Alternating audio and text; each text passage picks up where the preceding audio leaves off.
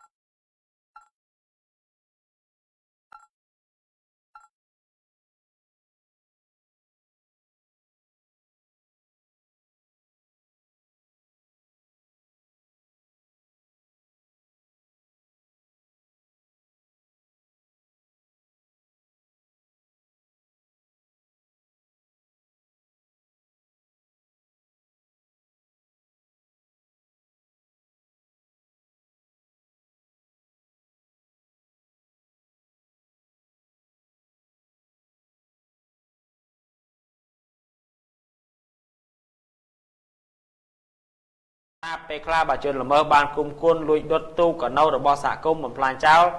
បាទក្រោយពេលមានកិច្ចសហបាទការបង្ក្រាបជាមួយនឹងកម្លាំងសមត្ថកិច្ចជលផលលោកបាទបន្តទៀតថាបាទការបង្ក្រាបបទល្មើសជលផលកន្លងមកបាទនៅក្នុងចំណុចបាទនៅមានចំណុចបាទខ្វះខាតដោយសារតែដែននេសាទបាទមានវិសាលភាពធំធេងមន្ត្រីជលផលមានគ្នាតិចខ្វះការសហការពីស្ថាប័នសមត្ថកិច្ចផ្សេងទៀតដោយប្រចាំថាបាទការងារបង្ក្រាបបទល្មើសជលផលបាទជាកិច្ចការរបស់ជំនាញជលផលខ្វះការបាទចូលរួមផ្ដល់ព័ត៌មានពីប្រជាពលរដ្ឋសហគមន៍អាជ្ញាធរនិងការផ្សព្វផ្សាយច្បាប់ជលផលនៅមានកម្រិតបាទមិនទាន់ទូលំទូលាយតាមសេចក្តីរាយការណ៍ខាងលើនេះបាទអ្នកយកព័ត៌មានយើងធ្លាប់បានទទួលព័ត៌មានពីប្រជានេសាទនៅតាមមូលដ្ឋានមួយចំនួនថាមានមន្ត្រីរដ្ឋបាលជលផលមួយចំនួនបានខុបខិតជាមួយនឹងបាទបទល្មើសមិនបង្ក្រាបនៅពេលថ្នាក់លើដឹកនាំបាទចុះមកបង្ក្រាបបាទដោយផ្ទាល់ក៏មានប្រជានេសាទមួយចំនួនបានធ្វើការរារាំងមិនឲ្យមានការបង្ក្រាបព្រោះពួកគេបានបង់លុយឲ្យមន្ត្រីបាទជំនាញរដ្ឋបាលជលផលមួយចំនួនរួចមកហើយហេតុអីក៏បាទគេបាទមកកាប់បំផ្លាញបាទឧបករណ៍នេសាទរបស់ពួកគេទៀតយោងតាមច្បាប់ប្រឆាំងនឹងអំពើពុករលួយអ្នកសោកប៉ាន់និងអ្នកទទួលសំណូកបាទគឺមានទោសដូចគ្នាចំណុចនេះបាទរដ្ឋបាលស្រុកក្រុងនិងខេត្តមិនតាន់រួមគ្នាបាទទប់ស្កាត់អំពើពុករលួយខាងលើនេះនៅឡើយទេជាហេតុធ្វើឲ្យបទល្មើសនេសាទនៅតែបន្តកើតមានជាបន្តបន្ទាប់ដែលឡែកករណីបាទរឿងជនល្មើសគុំគួនកាប់ដុតបំផ្លាញបាទទូកណូតរបស់សហគមន៍នេសាទកន្លងមកក៏មានរឿងបាទមិនខុសពីការលើកឡើងនៅក្នុងចំណុចខាងលើនេះដែរគឺសហគមន៍មួយចំនួនបានយកលុយនិងអនុញ្ញាតឲ្យគេហើយបែរជាបាទទៅបង្ក្រាបគេទៅទៀត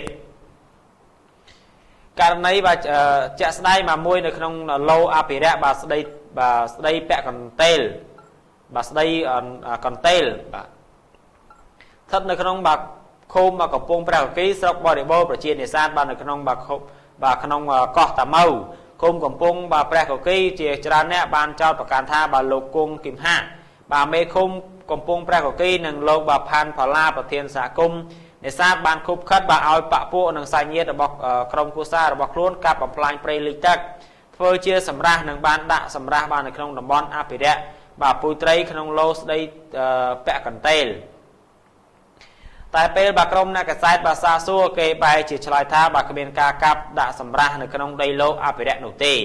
ដោយពេលអ្នកកសែតបាទជួលប្រជាពលរដ្ឋបាទស្មោះត្រង់មួយចំនួនមួយយកសម្រះនៅក្នុងដីឡូអភិរក្សដើម្បីបង្ហាញការពិតបែរជាលោកមេឃុំនិងលោកប្រធានសហគមន៍គម្រាមបាទចាប់ក្រុមអ្នកកសែតនិងប្រជាពលរដ្ឋដាក់គុកទៅវិញមកដល់នៅពេលនេះសម្រាប់សម្រះបាទរាប់ពាន់កន្លែងនៅក្នុងដែនអភិរក្សដែលក្រុមអ្នកកសែតនិងប្រជាពលរដ្ឋរកឃើញក៏មិនទាន់បានថ្នាក់លើនិងសមាជិកជំនាញមកចុះបង្ក្រាបនោះឡើយចាត់ទុកបាទបទល្មើសការដាក់សម្រះនៅក្នុងដែនអភិរក្សជារឿងធម្មតាទៅវិញ ប្រជាពលរដ្ឋនិងអ្នកកាសែតអ្នកសារព័ត៌មានយើងសំណើសុំមកដល់ទទូចបាទដល់ឯកឧត្តមប្រធានរដ្ឋបាលជលផលបាទគឺឯកឧត្តមបាទអភិបាលខេត្តចុះបាទស្រាវជ្រាវសំណុំរឿងបទល្មើសនេះតើបាទអ្នកណាខ្លះបាទនៅពីក្រៅខ្នងបាទនឹងតើបាទຕົកឲ្យពួកគេបន្ត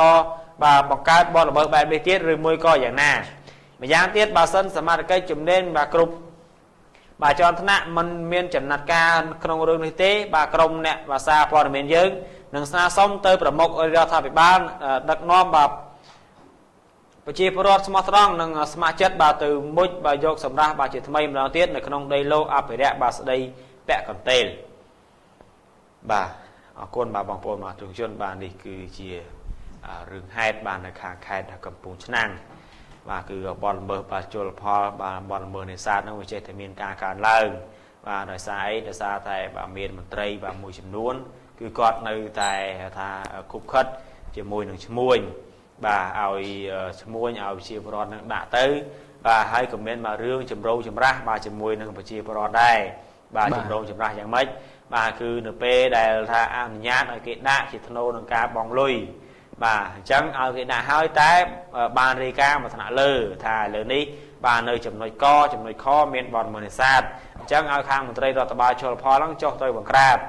អញ្ចឹងនៅពេលដែលចុះទៅបង្ក្រាបហ្នឹងមានការរារាំងយ៉ាងម៉េចព្រោះថានៅពេលដែលសមាជិកចុះទៅបង្ក្រាបវាត្រូវមានមេសហគមន៍មេភូមិចុះទៅជាមួយបាទតែនៅពេលដែលទៅដល់ខាងប្រជាពលរដ្ឋគាត់លើកឡើងថាចុះបាទមកយកលុយមកយកកាក់ដើម្បីឲ្យពួកគាត់ដាក់ចុះហេតុអីបានជាមកបង្ក្រាបគាត់ទៀតបាទដល់ពេលអញ្ចឹងបានវាទៅជារឿងហ្នឹងបែកការបែកធ្លាយថាមេសហគមន៍មេភូមិហ្នឹងបានខុបខិតជាមួយនឹងក្រុមឈ្មួញបាទយកលុយគេហើយបានតែលុយតែចុះចាប់គេទៀតបាទចុះចាប់ដើម្បីយកគេឈ្មោះទៀត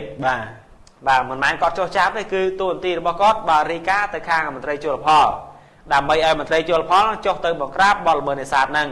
តែនៅពេលដែលចុះទៅហ្នឹងបាទត្រូវតែមានទាំងមេសហគមន៍មេឃុំមេភូមិទៅជាមួយដល់ពេលអញ្ចឹងអ្នកដែលគេដាក់ល្មើសបទល្មើសនេសាទហ្នឹងឃើញគាត់ថាចាប់អីបើខ្ញុំបានពួកខ្ញុំទាំងអស់គ្នាហ្នឹងបានបង់លុយទៅឲ្យលោកមេឃុំមេសហគមន៍នឹងអស់ហើយហ្នឹងបាទចុះហេតុអីបានជាមានការបង្ក្រាបទៀតបាទអញ្ចឹងនេះគឺជាបញ្ហាបាទលុយក៏បានបាទហើយយកមកយកមាត់ទៀតបាទនេះយកលុយគេហើយទៅបង្ក្រាបគេទៀតណាអានេះគេថាព្រួយមួយបាញ់បានសត្វពីរបាទបាញ់បានសត្វពីរតែប្រយ័ត្នបាទប្រយ័ត្នយ៉ាងម៉េចបាទទាំងអ្នកទទួលសំណូកទាំងអ្នកសោកគឺមានទោសដូចគ្នាបាទពាក់ព័ន្ធនឹងបាទអំពើពុករលួយបាទសូមឲ្យប្រយ័ត្នខ្លួនបាទសម្រាប់មន្ត្រីបាទជលផលនៅខាងខេត្តកំពង់ឆ្នាំងក៏ដូចជាលោកបាទមេសហគមន៍នៅក្នុងបាទតំបន់បាទឃុំព្រះកគីនេះបាទអញ្ចឹងឥឡូវនេះបាទសម្រាប់ព័ត៌មាននេះបាទខ្ញុំសូមបញ្ចប់តែប៉ុណ្ណេះបាទហើយបន្តទៀតបាទសូមលោកស្រស់បាទបន្តនៅព័ត៌មានយើងបន្តទៀតបាទ